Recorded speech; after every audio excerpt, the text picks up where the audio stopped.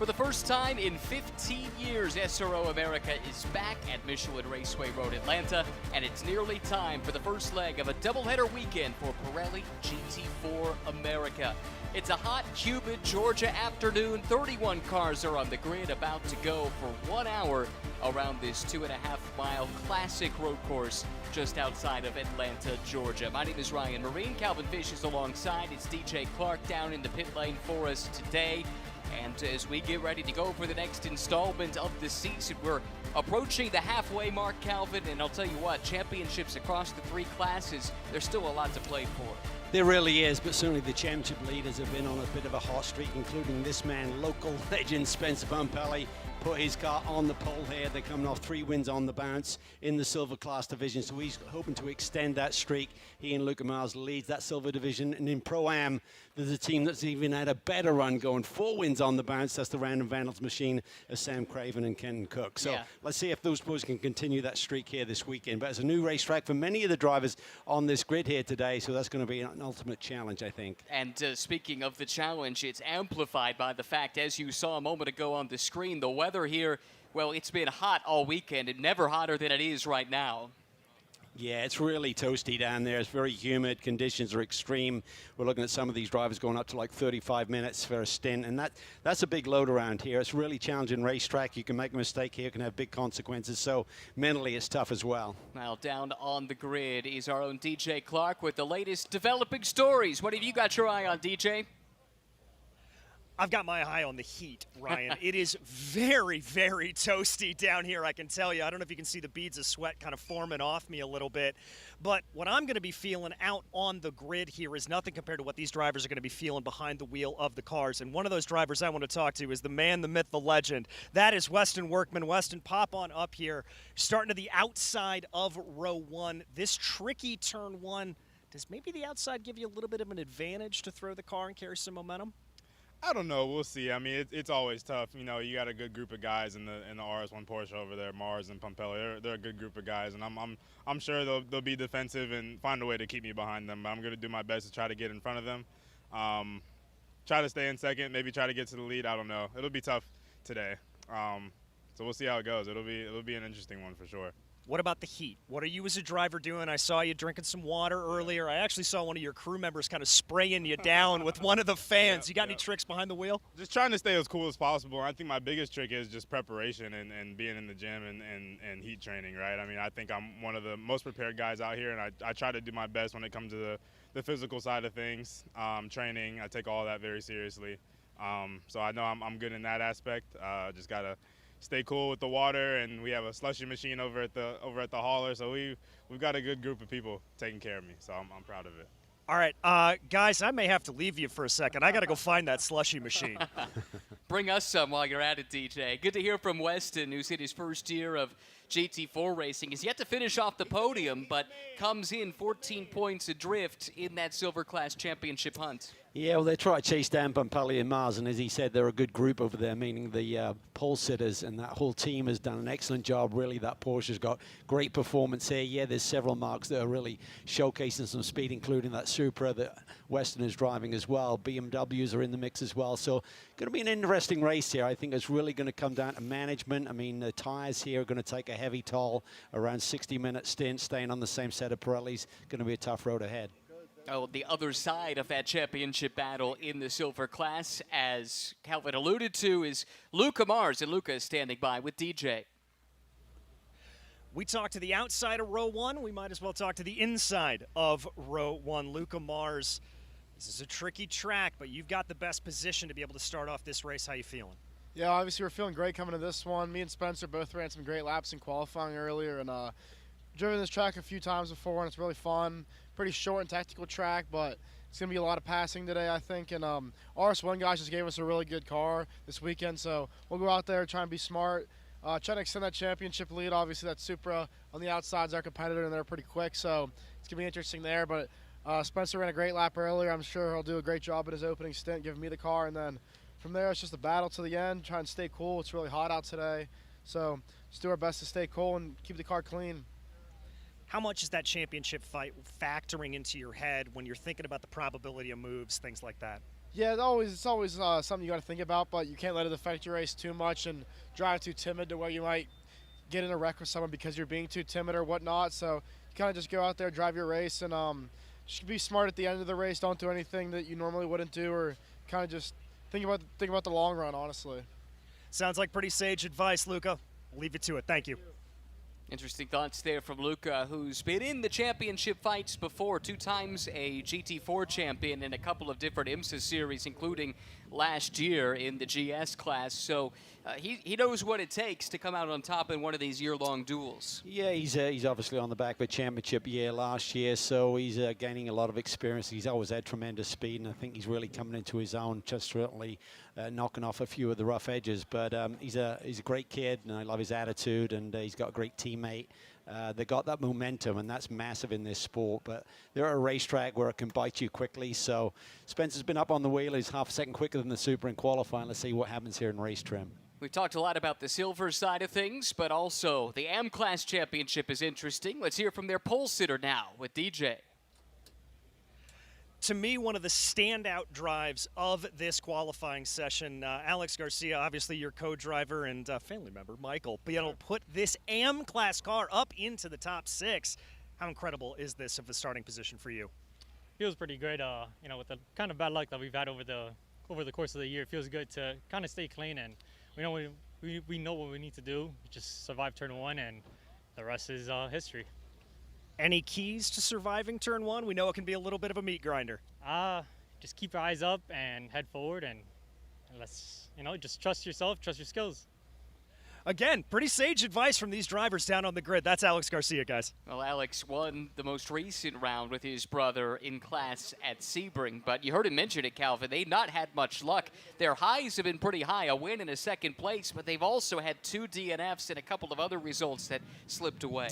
Yeah, they have. It's one of the sort of years that you look at and think, question of what might have been. They're not that far back. Do you know what I mean? They're, 42 points back of the lead right now. So it's still, you know, we're coming up to the middle part of the season. That will be at the checkered flag here this afternoon, 7 weekend championship. So we'll see what they can do here, but they've got the speed, and that's what you need. If you're going to make a comeback, you've got to have the speed, and they've certainly got that right now. Let's keep checking in with some of the protagonists down on the grid. Championship leader in the Pro-Am class, Kenton Cook, is with DJ now. You mentioned the momentum that this team has had. Kenton Cook for Random Vandals Racing. How much do you feel it at your back? Yeah, there's a little bit of drama going on here, but I think the guys are going to get it sorted out. Had it seems like maybe a little bit of a puncture coming to grid, but anyways, yeah, we've got the right guys. Let's say that we've got the right guys on the job to be able to get the job done here, and we've had a good run. Sam has been doing really good. We've had some luck come our way in a couple of the races this year, and then yeah, the guys have just executed as well. So hopefully we can have some of that luck go our way. We had a good car in qualifying. Let's hope it's a good race car too. Fingers crossed for you. Let's take a look around here if we can and just see exactly what's going on. You can hear the pressure coming out of that. Guys, it does look like it may be a little bit of a puncture. They are checking that right now, so we'll keep an eye on that 94 as the race starts. Sounded as though they changed that right front, and then they were bleeding out the pressure that was in the spare tire that went on. Don't know what is permitted, though, in terms of working on that car on the grid. 5 minutes to go, and I'm not sure if we're beyond that point, which I think that we are. All of the wheels have to be on the ground, so obviously it's an emergency situation, so the steward's left to take a look at that. Yeah, that will be something to keep an eye on, DJ, if you happen to hear anything about potential sanction. I think I just saw an official say 5 minutes a second ago, so if that's the case, then they were just on the right side of it, and that is great hustle. That's a big break. We talk about momentum. Maybe that's another championship kind of a tick of the box there. Yeah, well, that's the kind of thing you need to keep this championship run going right now. 4 wins on the bounce for them. Didn't have the best season opener, didn't score any points in that first race, but since then they've been perfect. Yeah, unbeatable, basically. So winning 4 races on the bounce, including the double-point Enduro at Circuit the Americas. So they got it all working in their favor right now. They didn't look quite so good either in qualifying with Sam Craven, admittedly second in the Pro-Am division. So it's a decent run for him. But Kenton struggled a little bit with his relative to some of the other pros in second qualifying. See what they can do in race trim. There's the signal to start engines. 31 GT4 cars set to roll off. We're down one from the 32 that were on the entry list. Unfortunately, a crash for rookie Jonathan Parishon yesterday in testing means that car from Stephen Cameron Racing will take no further part in this weekend's activities. It's a real shame. Good to hear Jonathan seems to be doing all right, all things considered, but he's been an impressive newcomer, and you hate to see that setback for a part-time program, but with long-term aspirations. Yes, I was ashamed to lose anyone, particularly before the start of the races on the weekend, but hopefully they'll bounce back and we'll see them in a couple of months. Big break coming up, summer break for the Spa 24-hour race next month, but we'll see a return to action at Road America. So yeah, shame to see them gone, but that's just a consequence of this racetrack. If you have an accident here, it can hurt you.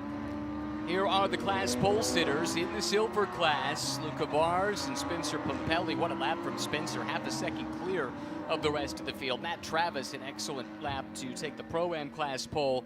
And then Michael Garcia from ACI Motorsports, 6th overall, best placed out of the AM class. And we should mention, these are all GT4 spec cars, so the classes are simply by the experience level of the drivers. Here's the starting grid. On the pole position, it is Pumpelly next to Weston Workman, the two championship rivals alongside one another. Then in row 2, Austin Jers, welcome back to Advanced Motorsports, and Yves Baltas from ACI Motorsports. Francis Seldorf from Auto Technic will start 5th next to the AM class pole sitter Michael Garcia. Then it's Matt Travis in the Pro-Am class pole-sitting Porsche next to Sam Craven. Saw the drama on the grid with that car a moment ago. Then Alan Patton in row 5 with Chris Spada for company, starting 9th and 10th.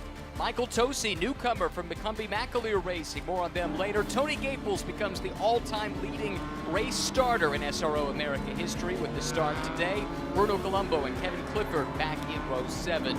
Then to row number 8, Erica Hoffman and Laura Hayes will be sharing that row, positions 15 and 16. Michael Petramalo and James Walker Jr. will be in row number 9. Then it's Devere Hott from ACI Motorsports and Carl Foreman in the Supra from Precision Racing LA. Zachary Lee, McCumbee McAleer Racing Mustang, and Lonnie Unser, then Judson Holt and Kurt Swearingen filling in for Ross Poole, Tom Kopczynski from Kelly Voss, and Frankie Muniz for Tech Sport. Then it's Roland Krines and Joseph Catania in row 14, Sam Owen and Zach Lumsden in row 15, and Alessandro Chiocchetti, another newcomer, joining the fold from Brian Herta Autosport, famous team that is jumping into Pirelli GT4 America for the first time this weekend. 1 hour on the clock, 31 cars in nice order coming under the bridge, down the hill, and looking for the green flag where Adam Agfors has the honors of getting us started here today. Guest of Cielo Vision waving the green flag, and we are racing for the first time in 15 years at Road Atlanta. Spencer Pumpelly leads the charge into turn number 1. Workman slots into second place, but it's Yves Baltas grabbing third spot right off the jump in that white and green Porsche. Yeah, really nice job there by Baltas to take that outside line there up through turn 1. When you come down at a really leisurely pace relative to race conditions, you can almost take turn 1 flat out, even though the tires aren't totally up to temperature, because you're just approaching it at a much lower speed. So that has to be factored in on the opening lap. But Pumpelly from the pole, as we anticipated, a great start. Just saw a note from Race Control. Pre-race procedures under review for the 94 car. That's the one that we saw with the tire issue on the grid. So we'll wait for an official word on what Race Control thinks of that situation. Meanwhile, it's side by side here. That looks like the returning off-leash Motorsports picking up a spot. Let's quickly head down to the pit lane for an update on the Random Vandals car with DJ. Yeah, Ryan, I had a chance to talk to the officials here for SRO. They said when they noticed the puncture for Random Vandals, the Vandals were given a choice. They were able to pull off, change the tire, and ostensibly get a pit lane start.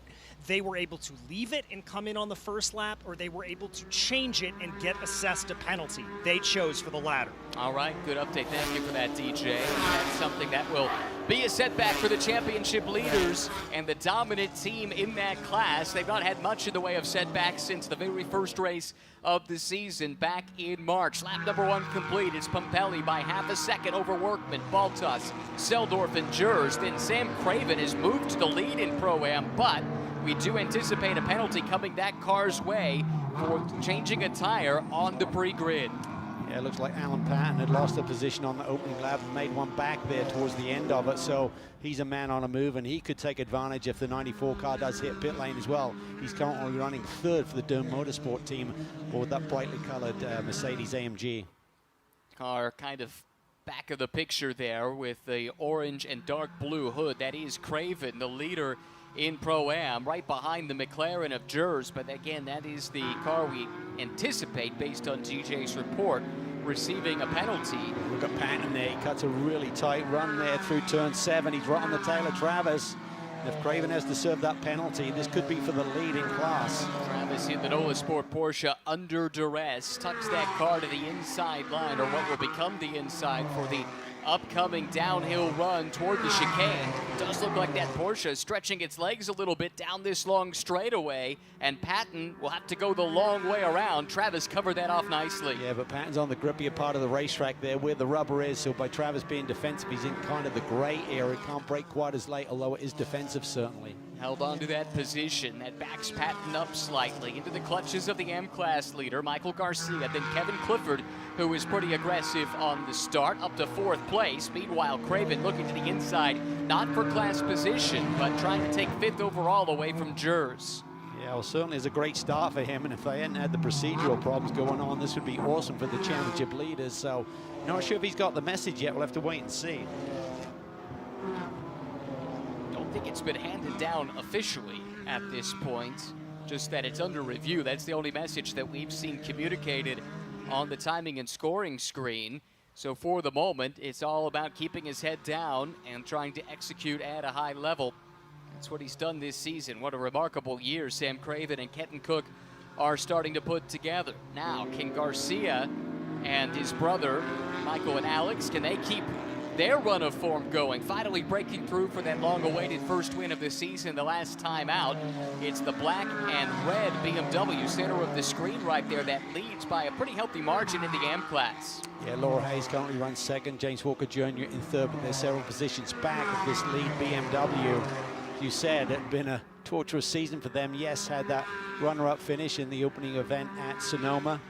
Strong start to the year, but then they just couldn't catch a break. Had fast race cars, but finally they break through and get that big win at Sebring with a lot of confidence. Sometimes it's what it takes, right? You kick the door down, and then the wins just keep on coming. Absolutely. Settling in nicely here in the early stages of the race. 3 laps complete. 1 hour race with a mandatory pit stop in the middle. We'll have driver changes, but no tire changes. So when you talked earlier about having to look after those Pirelli P0s, driver number 1 doesn't have to pay the penalty for pushing too hard at the start of the race. It's left to their teammate to bring it home today, but the shoe's on the other foot in race 2 tomorrow. That's absolutely right. Yeah, you'd love your co-driver to leave you a little bit of life in those Pirellis to go fight with. So you got to be thinking of the big picture. Yeah, you can have the ego. Listen, I held on at the lead. I held on my position, made some positions up. But if you give your co-driver nothing to work with, you're just going to be demoted further down the order. So it's all about the end game and the checkered flag and having a strong car there at the finish. Dropping back to this battle for 2nd and 3rd in the M-Class. Laura Hayes in the Mercedes has it, and James Walker Jr. is trying to take it away. It was a terrible start to the year for James Walker and James Clay in that car, but since then they've been on a bit of a tear, coming away with nothing from the first couple of races at Sonoma, but since then they have been fixtures on the podium. Absolutely, couple of wins and then a runner-up finish, so it's been a really strong points haul for that group to give them a slender 10-point lead in the championship, but certainly have turned it around a little bit. Well, for the rest of the M-Class, that has to make you a bit nervous. James Clay in particular, a 3-time M-Class champion, including a year ago, and then in consecutive years, 2022 and 2023. And this is their formula. They don't typically get off to a great start, but by the time the season reaches the midway point, they're in fine form, and that's the way it's been again this year. Yeah, it's a great driver pairing, James Clay, certainly a veteran, and James Walker Jr. seems to go from strength to strength every single year, and just so consistent. Really smart man and understands the big picture all of the time, makes smart decisions on the racetrack, most importantly. So that's really a key to success and being in the championship picture. Mentioned those 3 titles for Clay. James Walker, though, still looking for his first championship in Pirelli GT4 America. He's been close, runner-up back in 2023, but you do wonder if maybe this is the pairing that finally unlocks that big result. They have a narrow 10-point advantage coming into the weekend. Back up front, still waiting for any kind of official word on the penalty, potential penalty for Sam Craven and Kenton Cook, but for the moment they continue to lead in Pro-Am, and that lead is only growing. Well, we obviously got the report from DJ who spoke to the official on the spot right there, but obviously the race director has to make that final decision. Maybe the team are talking to them and discussing the situation, but as you said, typically we're going to see that on the timing and scoring screen, and that's when the driver has to get that penalty served if there is indeed one coming down. As it stands, though, the longer this review goes, this plays into their hands as long as it stays green. Right? As long as it stays green, they can build an advantage, and that mitigates the penalty that they serve. But on the other hand, if there were to be a full course yellow, it bunches everybody back up again, and now that penalty looks a bit more punitive. Yeah, absolutely. Just driving down pit lane costs you 38 seconds, and that's not the true delta. You're probably looking about 30, ultimately in difference to someone staying out on the racetrack, but it certainly plummets you down the order. For the moment, all Sam Craven can do is focus on his driving, keep an eye on the car ahead. Meanwhile, Matt Travis has dropped down the order slightly. Kevin Clifford, I think, Clifford has looked pretty racy all right from the drop of the green here, sort of probing and looking for position. So that's that lime green and gray. Mercedes there just coming on the back straightaway. This is effectively Kevin's first race since race 2 at Sonoma back in March. They didn't do the endurance race at Circuit of the Americas and then didn't get to start either race at Sebring because of engine problems. Talked to Kevin briefly earlier in the weekend. Here he is in that brightly colored Mercedes. He said basically everything on this car is new except for the tub. They've changed all the component parts, just trying to make sure they were ready to restart their season effectively at what is their home track. They're based just across the street. Well, he's making up for lost time here, and he talked about home track. I mean, I think having circuit knowledge here from the driver's perspective and a notebook for the teams is certainly very important for the teams who didn't test here, have not raced here before. It's a lot to tackle and identify exactly what the car needs around this very challenging circuit. Lots of elevation change. The car's going light over some of the crests through some of the corners. Got some high energy corners, some low speed where you've got to be super patient and have the balance really working for you. Here's the penalty, and it's a 30-second time penalty at the next eligible pit stop. So it's not something they can serve proactively, which again leaves them a bit vulnerable to a full course yellow. You would think they'd want to get into the pits as soon as their de facto window opens, and they'd probably want to do that anyway, given the nature of this Pro-Am lineup and knowing Kenton Cook is waiting in the wings. Yeah, and that's a really good point, and that can happen. The minimum time on pit lane is 83 seconds. When you add that together with the maximum drive time of 35 minutes, that means at 36 minutes and 23 seconds to go in the race would be the earliest opportunity for the 94 squad to hit pit lane, serve that penalty, and you're spot on, Ryan, in terms of they don't want that yellow before that time, so that'll just compress the field, and that'll mean a lot more position change than doing it with a bit of a gap between the positions as they hold right now. Battle further back. This is Demir Hott defending from Frankie Muniz. Frankie in the Mustang looking up the inside of Hott in that orange Porsche, and Frankie picks up the spot. They lost a lot of track time, did Frankie and the Tech Sport team in the team session yesterday. Kind of a residual issue from something that started at Sebring, as it was explained to us. And that's left them a bit on the back foot, but Frankie making some progress here this weekend. Yeah, it really does. We keep talking about valuable track time, and they lost a lot of it because a reoccurrence of that bearing seal that they had that we saw in the opening round at Sebring. So been working hard to get the parts available to them, and they've got a plan in place, but obviously I bit them a little bit yesterday.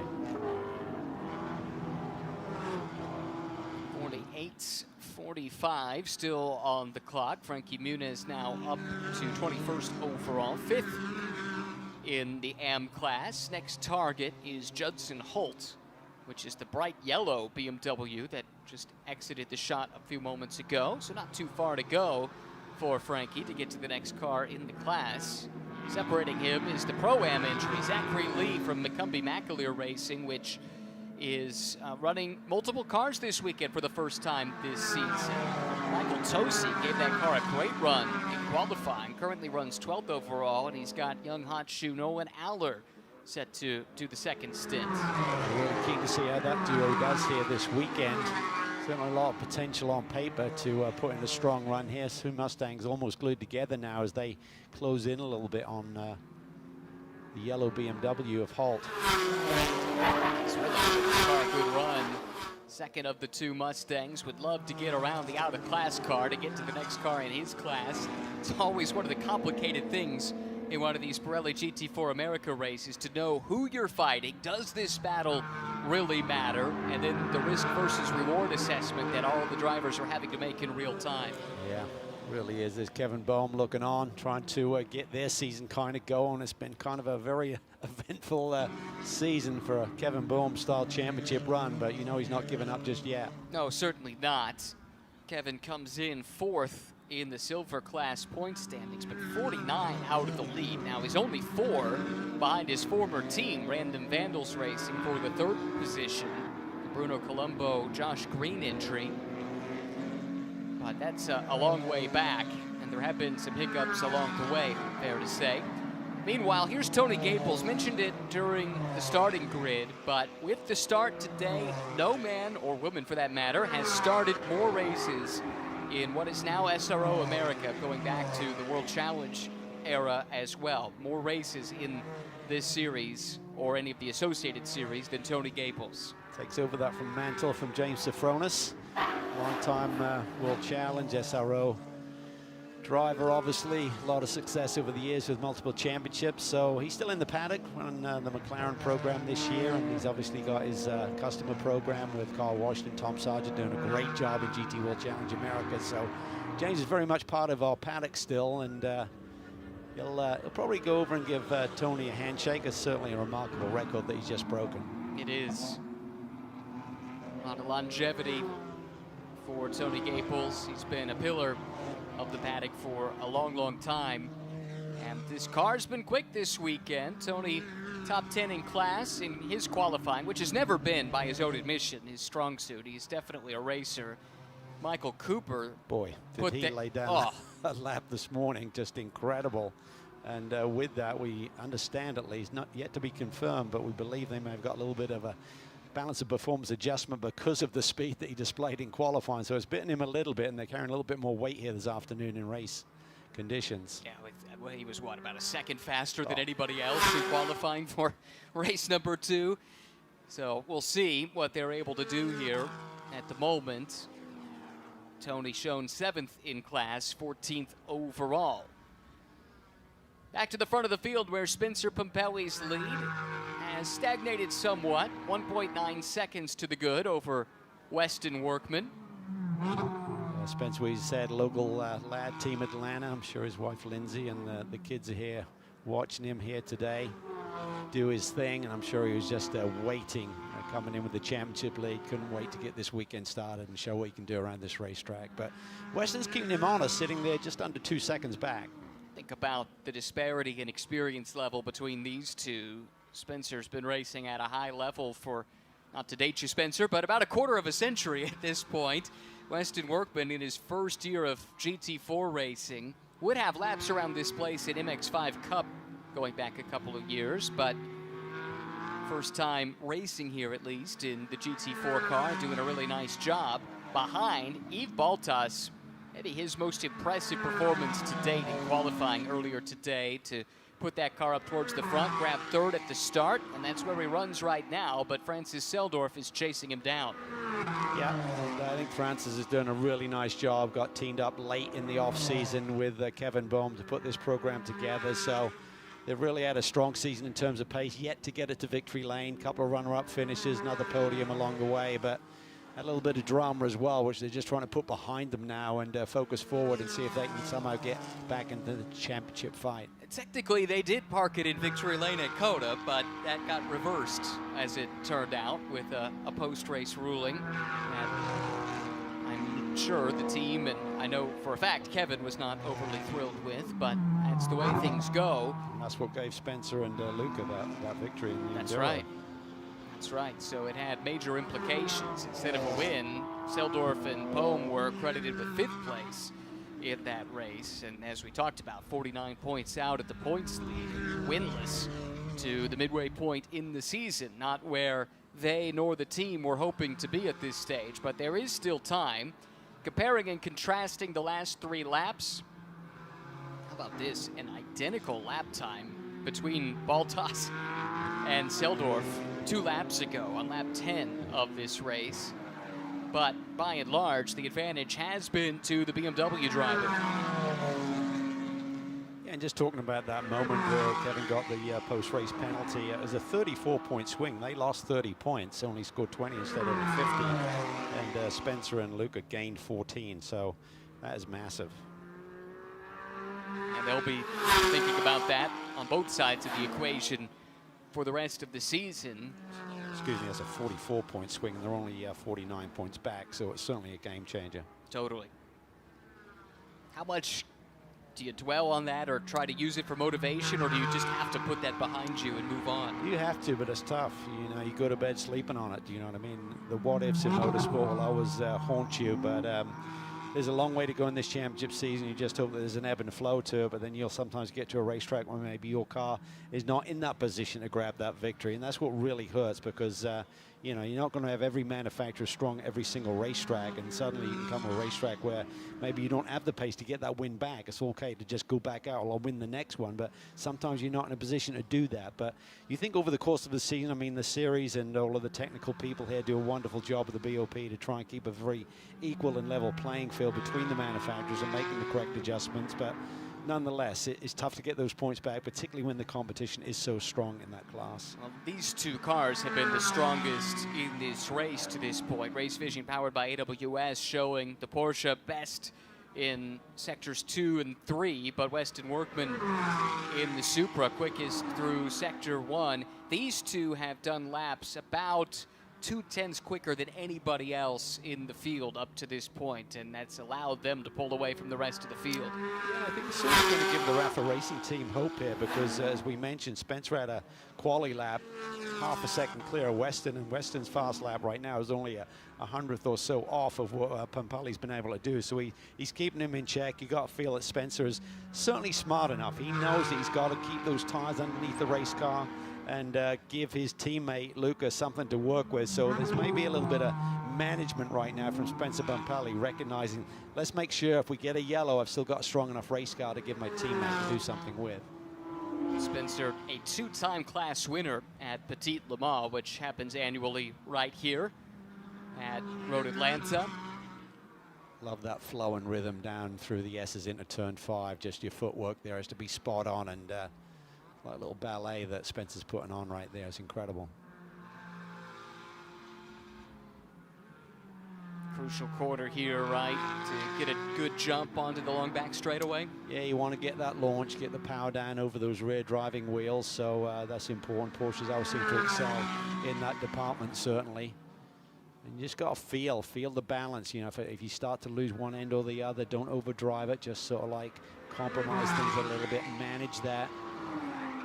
And he'll be comfortable. They got a nice, healthy lead over the rest of the pack, 6-7 seconds ahead of the rest of the field. But Workman's keeping him in check, and then it all comes down to pit lane execution, as we mentioned.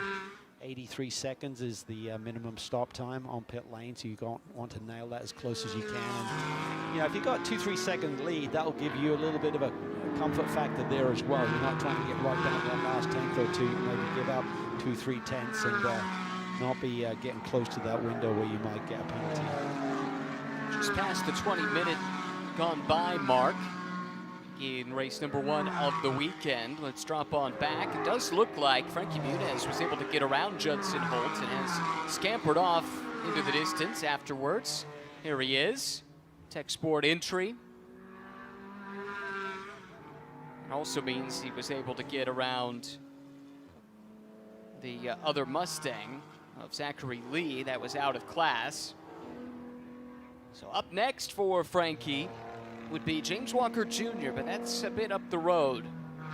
13 or so seconds separating positions 3 and 4 in the AM class. That's also positions 16 and 19 overall, so a few out-of-class cars to fight through as well before it's all said and done. Yeah, but still a really solid run here for Frankie Muniz, and importantly, no technical issues so far in this race. So fingers crossed on that. I think they got to the bottom of the issue, but really strong run. They can certainly still be thinking about a podium here today.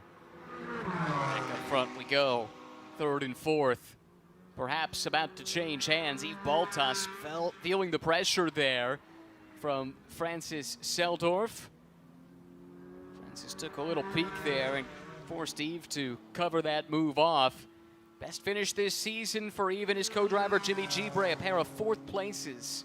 It was the last two races of the year at Sebring. Meanwhile, about to see some pit stops, and as expected, Random Vandals would be pretty quick to pull the trigger because they've got that penalty coming for the class-leading Pro-Am car, the 94 that Sam Craven is currently driving. Yeah, we're exactly a minute away from that, so gotta believe that Sam could be in on the next lap and not be shy of that number. So that's why Kenton is suited and booted and ready to go.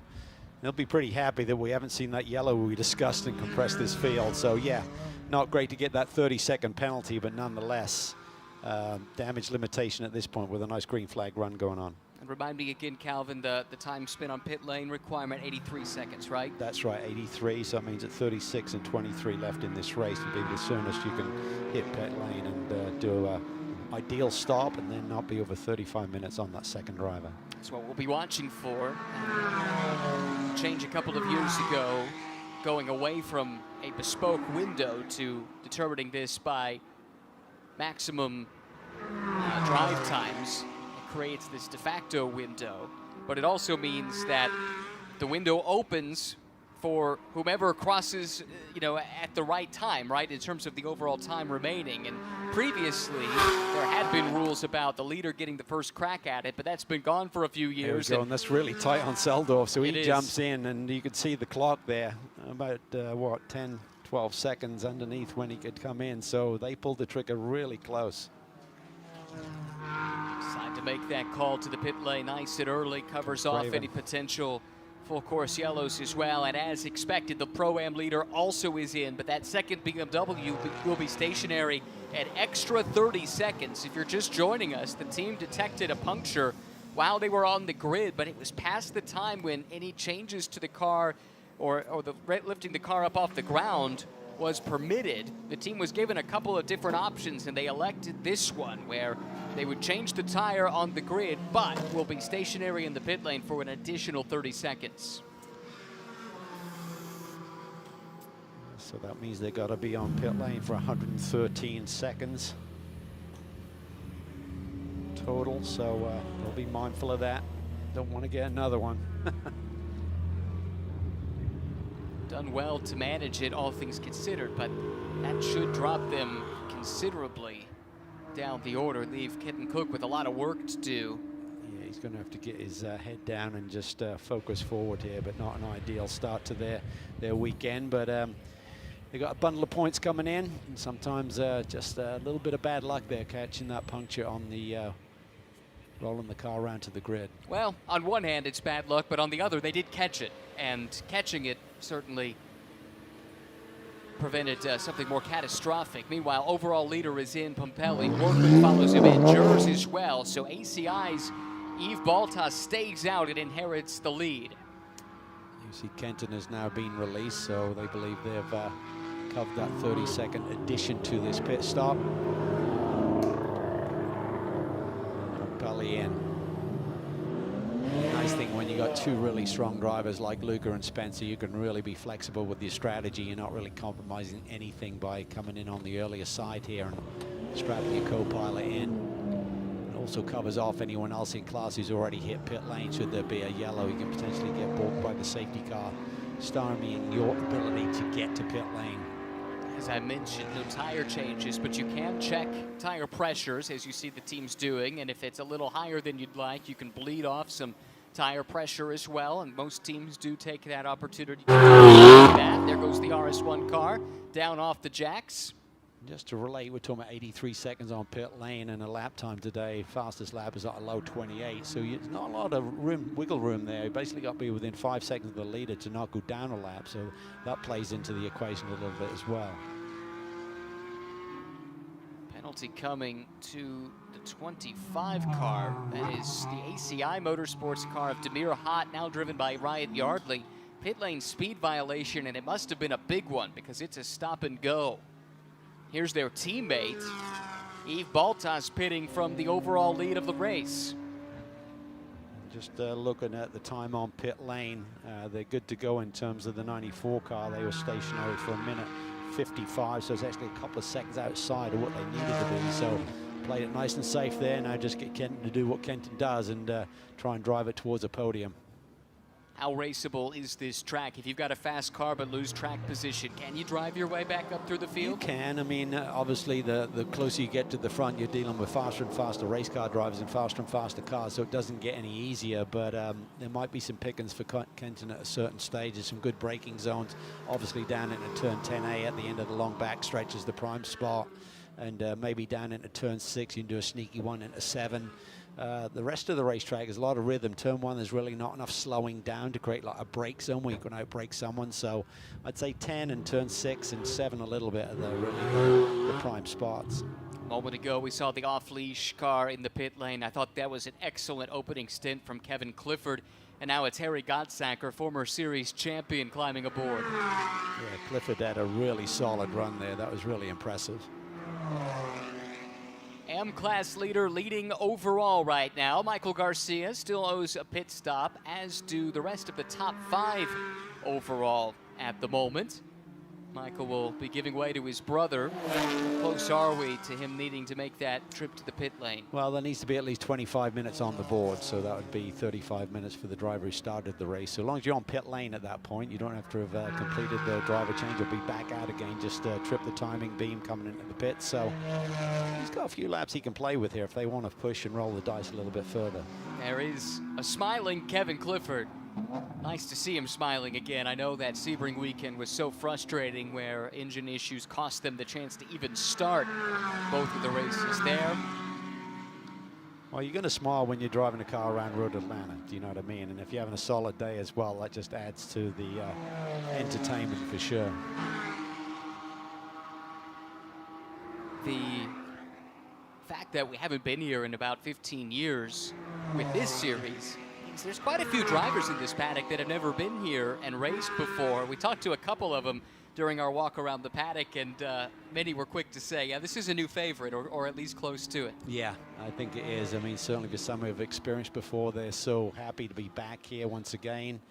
But various levels of experience. Some are running in multiple championships. They've had experience here more recently. Some may have done a Formula Ford race like 10, 12 years ago, whatever may be the case. But it's always a thrill ride. And if you haven't been here, certainly it gets your eyes wide open when you start to crest some of these elevation changes and the speed that you see around the circuit and the close proximity to those concrete walls that we're looking at right there. We're waiting for the pit stops to cycle through, but one thing we can say is the Auto Technic team has jumped ACI. This was 3rd and 4th, and it was Porsche ahead of BMW prior to the pit stop windows. And now it's changed around.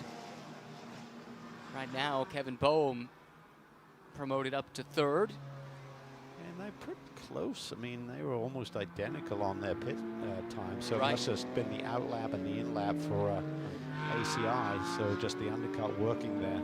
Well, you wonder, the two drivers rather for ACI, they come out of single driver racing, Porsche Cup, Carrera Cup kind of racing, where you don't have in and out laps, and that's something they're adding to their repertoire, whereas Kevin Boehm and Francis Seldorf, they've been doing this for a little while now, and that might be something they're just a bit more adept at this stage. Yeah, plus the fact you're not changing tires. So for Kevin Boehm as an out lap and just go, you got pretty much identical tire temperature. Yes, it cools down a little bit on pit lane, but not enough to make a big difference. And Kevin's now got that experience where he can put it right on the limit, and that's hammer time as we call it. And he was able to do that and leapfrog around the ACI machine. From 4th overall, Frankie Muniz in the pit lane, out of the car, and Tyler Stone will jump in. We also have the 3rd-placed AM car in the pits. James Walker Jr. will give way to James Clay, just past the halfway mark. And there is Frankie. You could tell he has exerted himself behind the wheel in the heat here today. Meanwhile, overall leader is in ACI with their BMW, calling in Michael Garcia. What a great drive, great qualifying run, as we said, so far up the order overall for the AM class division, coming off that big win at Sebring, and so far so good. It's been an excellent day, but I think they're definitely a team that doesn't count the chickens before they hatch, because they've seen major disappointment already this season. So they'll keep grinding here and see if they can bring it home for 2 on the bounce, not just keep bounding them up the points leaderboard here at this stage of the year. Brother to brother, the driver change for Team Garcia, as you see on the side panel there.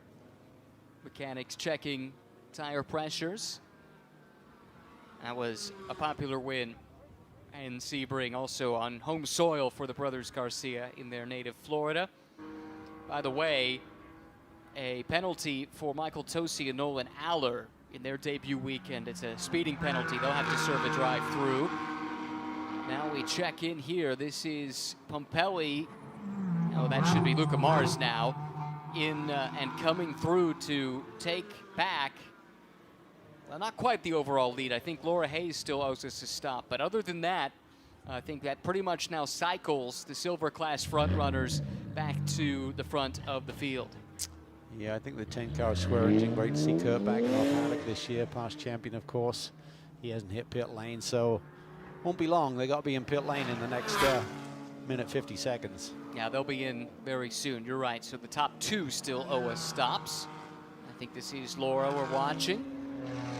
Kurt, he's been around because it's his ACI Motorsports team, but he's not been in the cockpit. But got the call to fill in for Ross Poole. Couldn't be here this weekend. As you say, Kurt, pretty accomplished in this series, going back a couple of years now.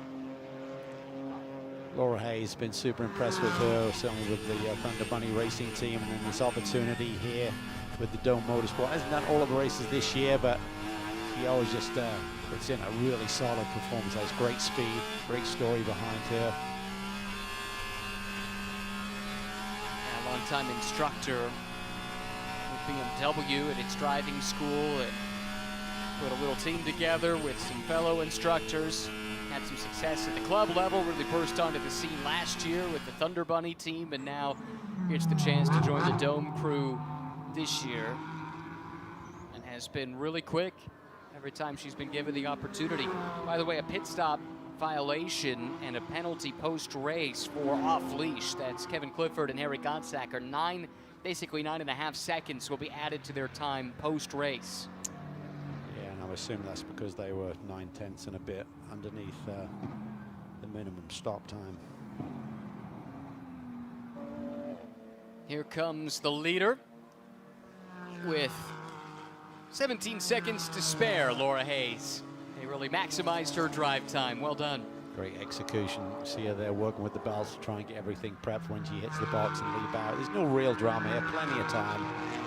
If you have an absolute fumble, you may be compromised in getting out of your pit box from the driver change perspective, but you don't try and make it so tight that it creates any panic, and just a chance for the mechanics to go around, bleed the pressures down, get your driver change done, and this little gadget that they use on the dash to kind of create the number to let the driver know he's just jumping in when he needs to release the car out of the pit box. Now coming through to take the overall lead back, Spencer Pumpelly. Nope, that's still Luca Mars, even though the screen says Spencer Pumpelly. That's going to keep tripping me up until that changes. Anyway, Luca working through some traffic at the moment. 28th placed car overall, just ahead. And that is Werner Neugebauer. On board now with the race leader. A little feather to the throttle there down through the S's, otherwise you really overdrive that off front through that right-hand sweeper. See much of the curb you use there up at turn 5. You have to really have really fast but smooth feet through the entry there. This when you see it come, it's kind of slight banking there, almost sort of like a camber to that corner as you go through turn 6. And just as you fire out of there, you're on the brake track and keep it nice and clean and patient. He's having a good run here as a Yardley, a 25 machine. Although he's a lap down, he's keeping Luca Mars honest. You know he's going to try and put the pressure on, because if he can get around Luca and then there's a yellow, that would cycle him all the way back to the tail end of that lead lap. So look for that orange Porsche to maybe try and make some moves on the RS1 machine here over the next lap or two. Yeah, they remember they had that penalty, a drive-through for a pit lane speed violation, and that's what has them artificially, effectively back that far on pace. They were much further up, and Yardley, former Carrera Cup champion, really quick driver, but has some work to do. Meanwhile, the Pro-Am class battle has cycled through, and we can say that penalty has cost Kenton Cook and Sam Craven. They're down to 6th now in Pro-Am. 14th overall had been the leaders prior to that. Mark Miller and Dome Motorsport now lead, and I suspect they undercut, and that seems to have really helped them grab some track position. This then is the battle for 2nd and 3rd. It's Harry Gottsacker actually in the car. Kevin Clifford started, and we saw him out of the car. And now Michael Cooper showcasing some of that pace in the McLaren that saw him grab pole by about a second for race number 2 tomorrow. Yeah, and here comes Kenton Cook making a move there around the 38 machine. So it's, that's a battle for class position as well. So he moves around Tyler McQuarrie there up to P5 in class. Now he has the front runners in M to get through. By the way, the Garcia brothers had a slow stop. 1 minute 38 seconds. That's 15 seconds over the minimum. That's cost them the lead of the race. And now they're having to fight to get it back. James Clay, front of this pack, has that position. Just behind is now Alex Garcia trying to take it back away. Yeah, and that's the championship leader, of course, James Clay, sharing that car with James Walker Jr., so he's found himself in the front here. He's never afraid to get his elbows out and go on the defense here. Garcia's got to think about this. He's got a really fast BMW. Pick the point on the racetrack where he feels that James is most vulnerable, but it's 2 BMWs obviously going up against it. In some ways, does it make it tougher? There's not a strength and weakness disparity around the track. You're working with the same thing? Yeah, absolutely. Ideally, you'd like something where there's a big gain in one of the corners or one of the sectors here. So it's BMW versus BMW, but they've certainly got a great setup on that Garcia machine. So you can see he's probing. James kind of picking the middle of the road. Just got to watch that he doesn't lose too much time by doing this and allow anyone else back in the game. Bimmer World, which as the name implies, has been running BMWs for a long, long time. ACI predominantly has been associated with Porsche, but running this BMW here this year, this is a testament to what that team's been able to learn in a short amount of time. Now going head-to-head with one of the established powerhouses of GT4 racing with the BMW here in the States. See Garcia there just able to carve a slightly tighter line there up through turn 1. Oh, problems here. That is the McLaren of Sean Gibbons that's gone around and made contact with the wall. For the moment, we stay green.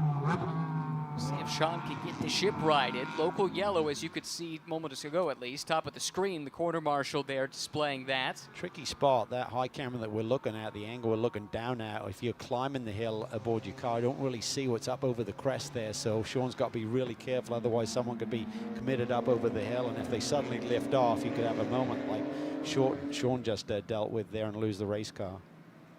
Just past the 2/3 mark through the field. Meanwhile, back to the front in Pro-Am, Mark Miller has been caught by Michael Cooper, who is making quick work of the Michigander. To the inside he goes. This is for the lead in the Pro-Am class. Wow, what a performance here by Michael Cooper. Had that qualifying run. He was so quick. And wow, what a moment this could be with Tony Gapel celebrating a new record for starts in this motor race. And Michael Cooper's not far away from the most wins in the championship as well. Let's hear from Tony now with DJ. Tony, we've got to start with what just happened on the track. You're in the lead right now. How great of a feeling is this coming back to Road Atlanta and to be in the lead of the Pro-Am category? Obviously, it's a great feeling to be here, and to be in the lead is even more special. This is a very special place. Hadn't raced here in 15 years, so it's really good to be back, and it just came to me, like putting on an old glove. We have to ask the obvious question. You are now the most experienced driver in SRO Motorsports Group America history. What an honor. Well, yeah, I can't find anything better to do, I guess, but no, it's a blast to be racing this long, and I hope to continue on and keep setting a record for the next few years. We wish you luck in that. I'm going to throw back to the booth because, Ryan, I think we just went under full course yellow. We did, DJ, and it's because Sean Gibbons couldn't get that car restarted, and race control gave him as much of a chance as they felt comfortable with, and now it's full course yellow around the track with just under 20 minutes to go. This changes quite a bit here. It bunches the field up. For those that are carrying post-race time penalties, this is not good news.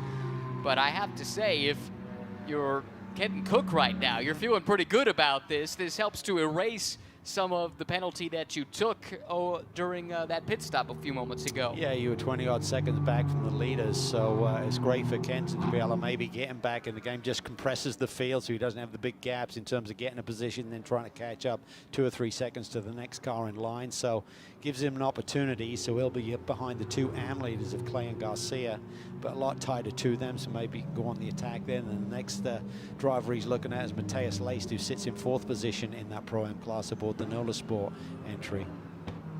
Let's see what we can see about what happened to Sean Gibbons. Watch bottom of the screen. Oh, actually, back to the top it goes. Yeah, it's a tricky brake zone. As you come up the hill, you're kind of transitioning across. So you're coming out at the bottom of the hill there, sort of like far away from our viewpoint there, out of turn 1. As you come up the hill, you start to transition over to the right. And right as you then start to try and get in almost a straight line for that braking into turn 3, which is the corner that was upcoming there for Sean, where he just had the spin. The car's a little bit light, and if you're too aggressive with your braking pressure, it's very easy to get the car on the nose, and maybe that's what happened there. Gibbons and Owen, they've been driving together for quite a few years, going back at least to 2021. Just missed out on a podium in the first race of the season at Sonoma. See who is leading in the respective classes. Luca Mars leads overall for RS1 in the Porsche, and interestingly has quite a few lap cars between himself and Tyler Gonzalez, who is in the Supra. Let's see, it's 2 cars further back. Primarily dark blue with red, that Supra coming through. Then Michael Cooper in this McLaren that we just saw take the lead right before the full course yellow came out. Now leading in Pro-Am, Mark Miller behind in the Mercedes. And then it's Harry Godsacker. That's one of those cars that's carrying a post-race time penalty. So it's 3rd on the road, but Godsacker has to absorb about 9.5 seconds worth of penalty when it's added post-race. What a weekend it could be for Michael Cooper and Tony Gaples. Gaples already has got that new record for most starts. Michael Cooper, I believe, is on 41 wins. And Petey Cunningham's at 43 as the record holder. So if he could sweep the weekend, potentially, not only would Tony get the record number of starts, but Michael could tie his mate Petey Cunningham for most victories as well at 43. It's definitely not out of the realm of possibility. Strong as that car has been this weekend. And to complete the class leaders, James Clay still leading Alex Garcia, the 2 BMWs, center of the shot, 11th and 12th overall, but 1st and 2nd in the M class. Just behind them, though, is the car that we'll want to watch on the restart. Kenton Cook back in the game. He made his way up to 5th, but had a pretty big gap to try and get to Matthias Leist, the next car in the class. As it stands, he's effectively already ahead of Godsacker since he's got that penalty coming. So de facto, Kenton's up to 4th. Let's see how much further he can go. Yeah, and this is exactly why when we saw Spencer Pumpelly out there in front of Weston Workman to the tune of about 2 seconds, we felt, well, in qualifying he had about half a second advantage. In the race conditions he's not shown anything like that, but you got to feel that Spencer was maybe managing that car. So in a situation like this, you get a late race caution. That's allowed those tires to have a little bit more life in them so that his teammate Luca Mars can be a little bit more on the offense here and have something to work with. Less than a quarter of this race to go, under 15 minutes. Race number 2 coming your way tomorrow for Pirelli GT4 America. Green flag scheduled for 12:25 p.m. local time, Eastern time zone here in the States. But that's for tomorrow. For today, we should be inching closer to a restart. Last we saw of the incident zone, that car was being taken away on the hook. It didn't look like there was much in the way of debris on the track, so hopefully we're getting close to turning the field loose one more time. Lights still on the safety car for the moment, however. Key right now is prepping those tires. I mean, temperature is not the issue, it's just the marbles that you can pick up, because they're like Velcro at this stage of the race. They've got so much temperature in them, and got those little shreds of tire that comes off as you sort of like get deeper and deeper into the race day and into this race as well. So you just got to make sure you got those prepped. Looks like we'll have at least one more lap behind the safety cars. The field heads down the hill to turns 10A and turn B. Do you know when this changed, when they reconfigured this to add the chicane to slow cars down? Good question there, Ryan. It's been quite some time now. I would say in the 90s, yeah. 93 was it? I think it was around the time Don Panos bought the track, if memory serves. So it would have been a little before the first Petite, I think, which was 98. Right. Anyway, I ask because everybody I've ever talked to who drove the old configuration speaks with glowing terms about just how challenging it was when it was, well, you could probably describe better than I can what that corner used to be like. Well, it's incredible because you're coming down that back straightaway and they changed the angle a little bit to straighten up into where the chicane is and create a brake zone.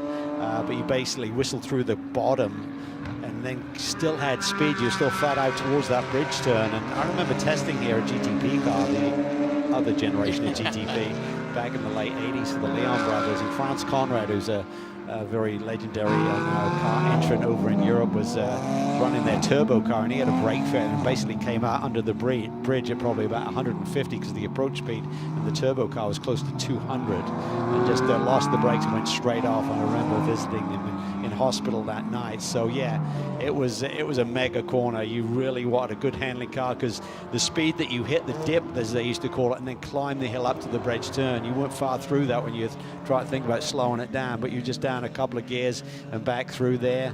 I won an Atlantic race in that configuration. That was a kind of a cool race I won here in 1987, end of 86. And Scott Goodyear is damp, and I started on wet tires, just managed to survive them. And Scott Goodyear was eating up the lead I had, and I had a couple of laps in hand and just got across the finish before the track was basically bone dry. So yeah, but it was a great racetrack, and the majority of it is the same. The rest of the track is basically identical, but that approach up to the bridge was very, very difficult. I just got confirmation. 1997 into 98, that winter is when the track entered into its current configuration. But whatever configuration, this place is beloved by fans and drivers alike. Been challenging the best since it opened. That first race ever held here, a Can-Am race, September 13th, 1970, won by Tony Dean in a Porsche 908. But Vic Elford was in the race, Denny Holm, Peter Revson, and Sir Sterling Moss was the Grand Marshal of the first ever race held here at Road Atlanta. Full course yellow about to be lifted with just over 10 minutes to go. Going back green once again, and Luca Mars has company in the form of Tyler Gonzalez. Gonzalez already threatening in the run down to turn number one, forcing Mars to go on the defensive. Crosses over, trying to dive to the inside, but Mars covers the move off. Yeah, Luca did a really nice job there managing that. You could tell Tyler was up on the wheel, kind of sniffing. This is huge. Remember the championship, they're only 14 points apart right now coming into this weekend with Luca and Spencer Pumpelly with that lead. It's been nip and tuck all year. Kevin Boehm desperate to get back to victory lane. He sits third, a very interested spectator, keeping a wary eye on that battle just in front of him. Meanwhile, in the Pro-Am class, Harry Gottsacker backing up a bit to Matthias Laced, who's on the attack. Here comes Michael Cooper, passing an out-of-class car to jump to 6th overall. Now, here comes Kenton Cook on the charge. James Clay gives him a wide berth and lets him play through. He's opened up the door there for Garcia to slide it down the inside into turn 7. So James Clay was being kind there to another class leader, and that opens up the door for him to lose the lead in his class. Garcia through and to the lead in the AM class. Great recovery after losing that spot in the pit lane. And there is the team. They'll be celebrating that move when they see it on their monitors. Meanwhile, challenge here from Josh Green. Where is he come from? Up the inside, passing Neudorf, and now challenging Boehm. This is for third place. Oh, this is massive here. 2 BMWs going hard at it. Meanwhile, there's a Porsche up front with that Toyota giving chase. Luca has settled down. He's got a gap of about half a second right now on that lead battle. Cooper around Neudorf. He'll like that, becoming the top-placed McLaren overall, settling into 5th overall, and now with 2 cars worth of gap to 2nd place Mark Miller in the Pro-Am class. See if James Clay can settle back into a rhythm and try and get on Garcia's pace here. So Garcia's got that lead away from that opportunity in traffic there up into turn 7. Battle here between McAleer and McQuarrie. This is for 6th and 7th in Pro-Am. Down in 14th and 15th overall, but it's still plenty fierce. Give this spot to Tyler McQuarrie. Yeah, it's a great battle here. This is really trying a compression and a reset of this field, and now we've got a lot of the pros on board as well going hard at it. Jimmy Gibre has fallen off the rest of the silver class front runners into the clutches of the leaders in Pro-Am. How about that move from Harry Godsacker? Able to slip up the inside of Mark Miller, who was balked by the traffic. Now here comes Kenton Cook to the outside of Mateus Laced. As we expected, Kenton putting on quite the charge here. He'll try and grab as many points as he can. I think Cooper's often into the distance in terms of that Pro-Am victory, but Kenton feels there may be an opportunity to get that car on the podium still. Well, I think he is de facto. Remember, one of the cars ahead of him has a time penalty to be served post-race. So while that move right there was for 4th place, That'll become 3rd if the gaps remain the same. It's Exactly. Stretch out for Gottsacker there. The 40 car is the one that has the penalty. right, this car right here, which is now through the out-of-class traffic, and that's that what looked Gottsacker tight. needs. Oh, but Kenton Cook's not waiting around, is he? He's to the inside of Miller now. BMW to the inside of Mercedes, and how about that? Kenton Cook's up another spot. Well, he had such a run coming down the hill. He just rushed up on Mark Miller. He had to make a massive change of direction there, and looked like it got a little bit taily on him. Oh, this is going to be tight. Side by side here. This is where you need respect, because if you start to get any argy-bargy coming down through these S's, someone's going to go for a big ride. Kenton Cook smells blood in the water. Still 6 minutes, 45 seconds to work with. Car ahead, again, will be given a post-race penalty, but if Kenton Cook has any thoughts of chasing down Michael Cooper, as slim as that proposition may be, he will need to clear this Mercedes and quickly. Yeah, he's got a really quick BMW, but his fast lap is still a couple of tenths off of what Michael Cooper has done. Fastest lap of the day was by Spencer Pumpelly early in this race at a 20:28.107. Closely followed by Weston Workman, just 100th behind that, and that still remains the same. So these conditions certainly have taken their toll on the tires a little bit, but still really solid lap times being displayed here. That was Kevin Boehm for 2nd place around the outside of Tyler Gonzalez. So put Kevin up to P2. Luca Mars now the next target for him, and he's got 6 minutes to catch him. Well, we talked about just having a reset after the drama that they had at Circuit of the Americas, and certainly this is a great run for Kevin Boehm and Francis Seldorf. Josh Green next to line up a try on Tyler Gonzalez. Josh Green's first ever race in a car was right here at Road Atlanta, Formula Ford 1600 back in 2019. It was in the wet. He had never raced a car or driven a car at a track in the wet before. He told me he took the lead by accident going into turn number 1 because he just didn't know what to do. Ended up going on to win that race. Didn't know where to brake, but everyone bailed out earlier than he did, I guess. It's a pretty funny story. Cooper now looking to get to the inside of Green, who will really not enjoy this because this is an out-of-class car that's inserted itself into this Pro-Am battle, but Cooper's got no reason to wait around. He wants to put as much distance between himself as Kenton Cook as he can. Yeah, Neudorf's there. He's got a really fast McLaren as well, so he's there sitting in P5. Cooper's trying to make a little bit of a statement with some of these young kids driving a similar platform and show them who's the boss. Definitely.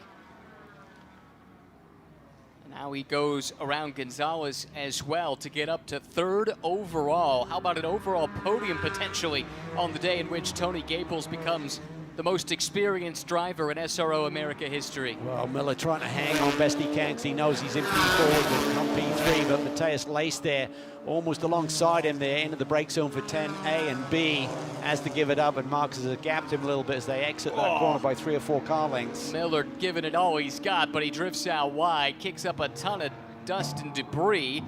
Meanwhile, looks like Green has gotten around Gonzalez. That's for this final step on the podium in silver. Wow, this is massive. This is massive for the 28 squad as well, because remember, Gonzalez and Workman are their closest pursuers in this championship, so this is great news for the RS1 squad. Yeah, as they run, the championship lead would extend to 24, first to second. Mars and Pirelli ahead of Gonzalez and Workman. And that's why Gonzalez wanted to try and get that lead on that restart, just to try and manage things a little bit. Maybe recognize we may not have the fastest car here, particularly later in the run. Looks like the car may have faded a little bit. Oh, it was Miller.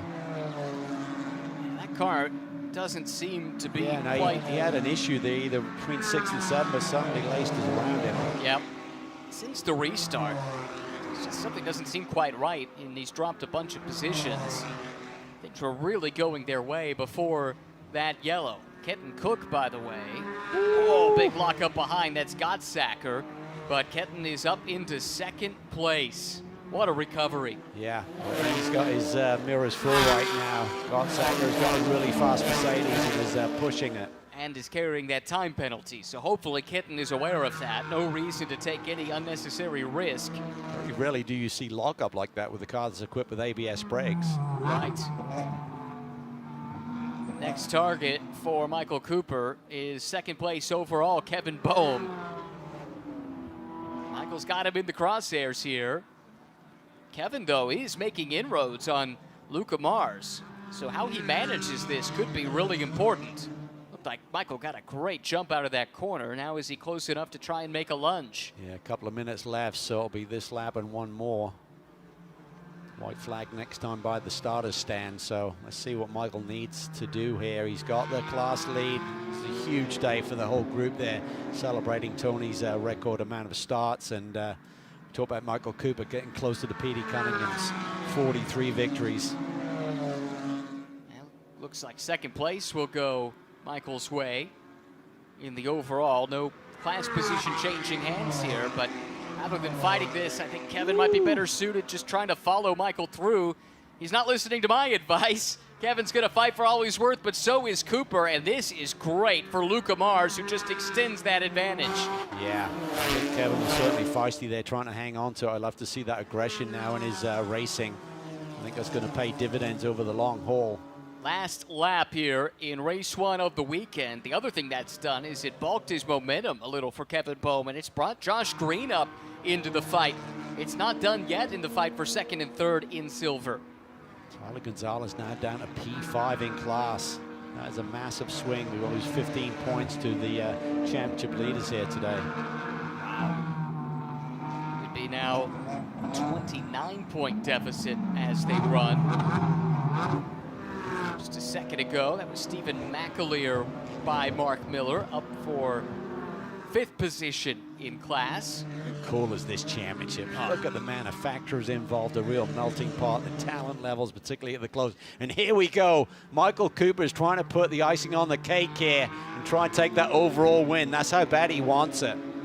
He's got his head down, that's for sure. He's to the flank of Luca Mars, going for the overall lead of the race on the final lap. It's the Pro-Am leader around the silver class leader with just a couple of corners to go. Luca's got to be smart here. He needs to give it up. He needs to give it up. There's no point in throwing it away. Championship leader. There's a young man who's trying to make a statement against Michael Cooper. Cooper just beautifully managed the brake zone there. Gets to his flank and grabs it.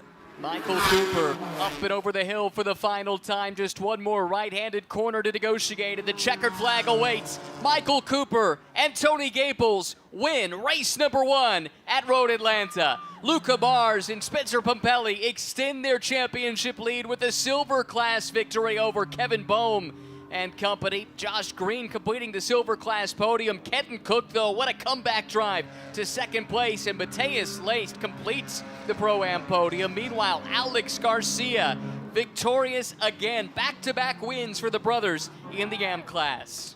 Fantastic. That was a great race. There was a lot going on there. A lot of moving pieces, but Michael Cooper, he is on form, coming off a GT4 victory at Mid-Ohio just last weekend aboard a similar McLaren, so he is on fire right now. He said that his other team tests here a lot. He knows this racetrack very well, particularly this platform, knows what makes it tick. Just a day of celebration for Black Dog Speed Shop. Tony Gaples, now the most experienced driver in SRO America history, adds another race win, as does Michael Cooper, which has him one win away from the all-time record held by Peter Cunningham. Tomorrow could be the day. Yeah, I believe we're sharing dinner tonight with Petey, so we'll have to reflect on the record holder for now, Petey. He might come out of retirement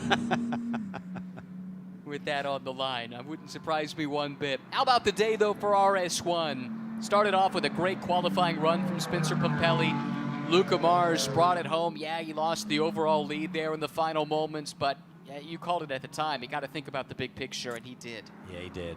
He didn't want to give it up. I thought it was kind of on the wrong side of the decision-making there, but kept it clean. And when you're running up someone with true class and speed like Michael Cooper, I guess you can afford to go side by side with someone.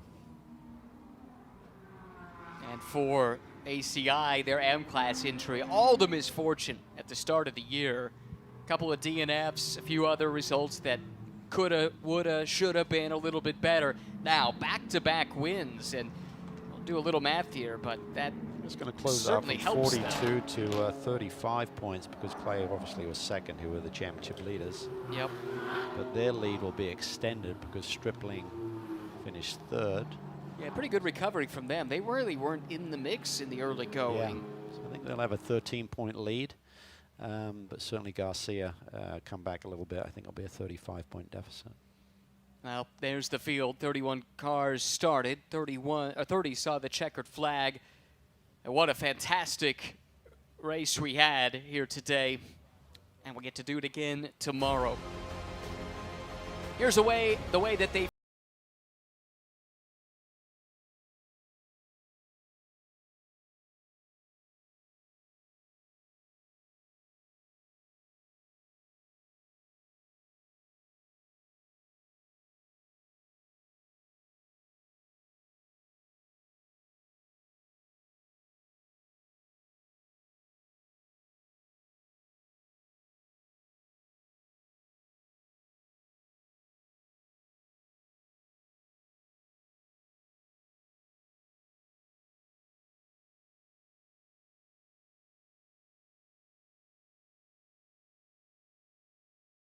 Gonsacker and Kevin Clifford should have been at least a top 5, instead only 9th, but showed good pace and they get a chance to redeem themselves tomorrow. Yeah, woo! Michael Cooper just seems to be in a defiant mode this year. He's just trying to make a statement every single weekend, I think. Yeah, I talked to him briefly in the paddock, didn't we? And mentioned, hey, you put that car on pole for race 2 by a wide margin. He said, yeah, well, I'm not going to play any games. I'm here to go fast. That's exactly what he's done. Let's hear from the history makers in Victory Lane with DJ. The biggest hugs down here for Tony Gaples and Michael Cooper. Michael, we're going to start with you. How much of an inspiration was it to get this guy on his record-breaking day an overall victory? Yeah, I mean, I've just been very motivated all weekend. I think that's, partially to do with this milestone for Tony, but also just, proving what I can do over and over and over again. Yeah, super happy and grateful to everyone at Black Dog Performance Cars that have enabled me to have so many starts as well and win so many races. I can't do it without them, all the guys. And we heard on the broadcast, if you go perfect this weekend, pick up the win tomorrow, you're going to tie Peter Cunningham for the all-time record in SRO competition. Is that on your mind? It's been on the back of my mind for a while, but I never once thought about it in that race. It was just head down, charge forward. I mean, we were already in the lead of Pro-Am, but these are all GT4 cars. Everyone's a man or a woman out here, and just great to show what I can do against all of them. Tony, we chatted with you earlier. You had a smile on your face then. It is bigger now. How much of an icing on the cake is this for what is already a red-letter day? Oh, it's just fantastic. To win overall, wow. I mean, I wasn't expecting that. And he had a little pad there with 2 silvers behind him, and he just kept charging forward. And just incredible. I'm busting. That much is obvious. We'll let you go ahead and celebrate. We're going to come over here to your Pro-Am victors. Is a big bottle of water comes on or silver victors. What am I saying? Luca, we're going to come over here to you. You started from pole. You won in silver class. You extended the championship lead. Is this exactly what you wanted the day to look like? Yeah, it was a tough race out there, especially that caution at the end. Spencer did a great job getting the car to me in a good spot, and we just had a great lead. Unfortunately, that caution brought everything together, but it was loose and greasy out there at the end. I thought I had a good car.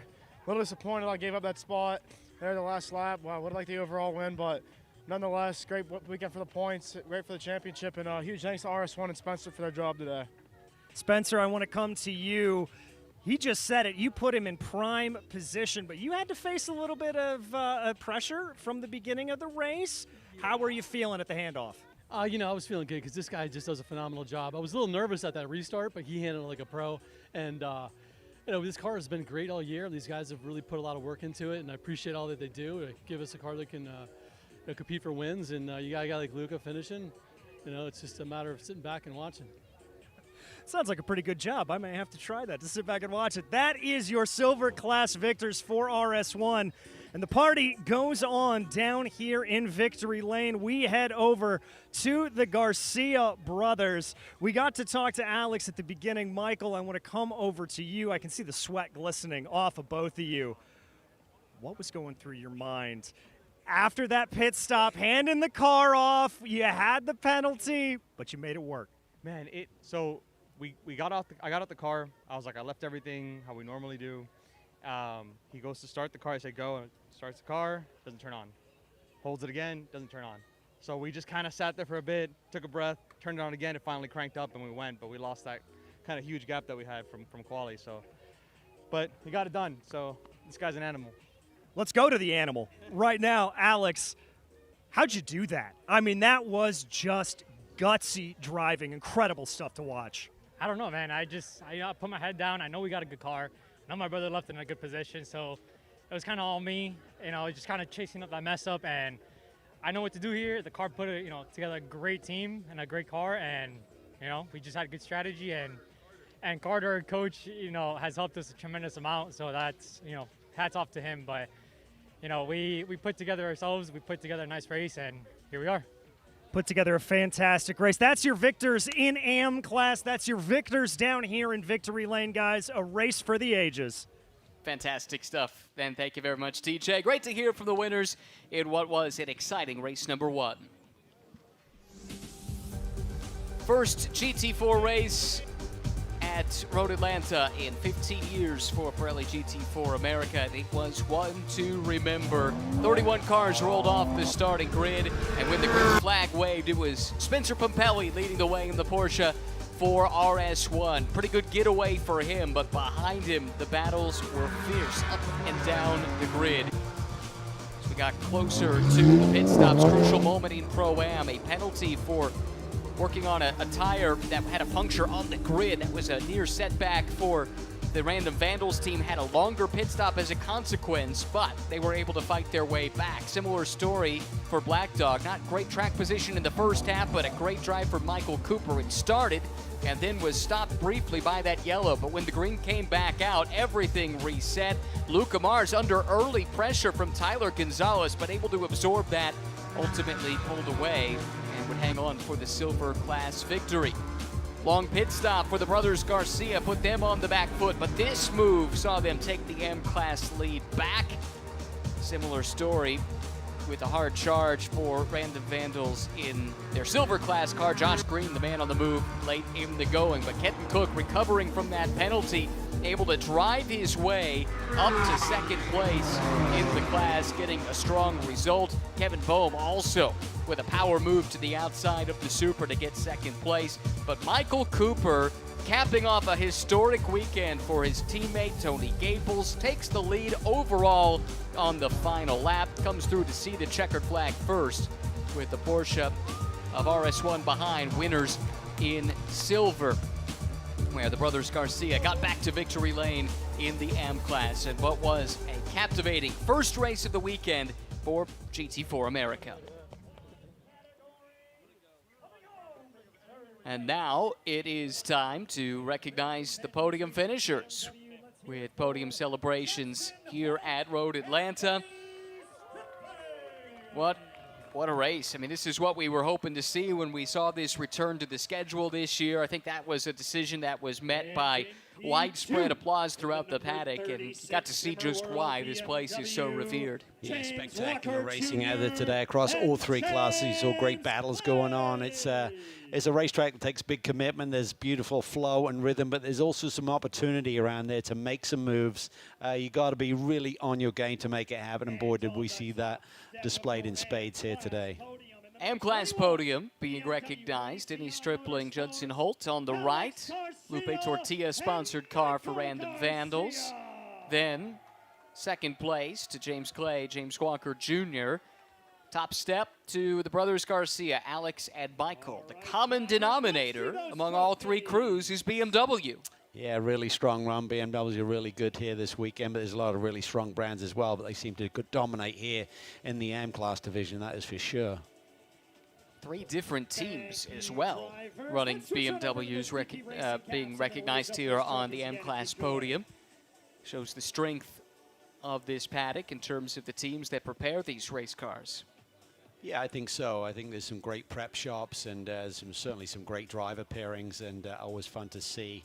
A little bit of a mix-up this year with Bimmerworld changing their lineup. Charlie Poston's is retired, we believe. Does he make a Brett Favre type comeback? We'll have to wait and see, but I think they had some great options there aboard their camp at Bimmerworld, and I think that James Clay is doing an awesome job, as he always does, and I think James Walker Jr. is a really good calming influence as well for James to really have a really solid year and increase that championship lead here today, just by a few points, but they're moving it all in the right direction. Certainly. Not a great start to their season, as we've chronicled at Sonoma, but it's been a pretty strong run as of late. Yet another podium for them. Unofficially, Calvin, I have their lead as 13 over Stripling and Holt. 36 points back to Chris Wilson and Zach Lumsden. And then Muniz and Stone, who fell back in that second stint. Not entirely sure why, but they're back in, what, 4th place, it looks like.